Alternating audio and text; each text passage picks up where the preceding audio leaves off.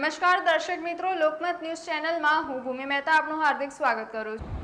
પદ્મભૂષણ શ્રી રામ સુથાર દુનિયાના અગ્રણી શિલ્પકાર છે। તેઓ શ્રીએ 93 વર્ષની ઉંમરે વિશ્વની સૌથી ઊંચી પ્રતિમા સ્ટેચ્યુ ઓફ યુનિટીના શિલ્પને આકાર આપ્યો હતો। વર્ષ 2018માં સ્ટેચ્યુ ઓફ યુનિટીના રાષ્ટ્રપતિ વેળાએ પધારેલા શ્રી રામ સુથાર સ્ટેચ્યુ ઓફ યુનિટી સત્તામંડળના આમંત્રણને માન આપીને પોતાના સુપુત્ર અને કલાના વારસાને આગળ ધપાવી રહેલા શ્રી અનિલ સુથાર સાથે સ્ટેચ્યુ ઓફ યુનિટીના દર્શને પધાર્યા હતા। શ્રી સુથાર 2018થી 2024 વચ્ચે એકતાનગરમાં થયેલ વિકાસને જોઈને ખૂબ જ ખુશી વ્યક્ત કરી હતી।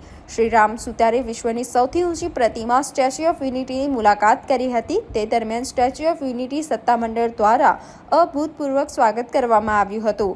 તે દરમિયાન ઉપસ્થિત પ્રવાસીઓએ પણ શ્રી રામ સુથારને વધાવી લેવાયા હતા। પોતાનું સ્વાગત થતાં શ્રી સુથાર ભાવવિભોર થયા હતા। તેઓ આ વિરાટ પ્રતિમાના સર્જક છે એવું જ્યારે પ્રવાસીઓએ જાણ્યું ત્યારે તેમણે પોતે સદભાગી હોવાની લાગણી અવશ્ય અનુભવી હશે।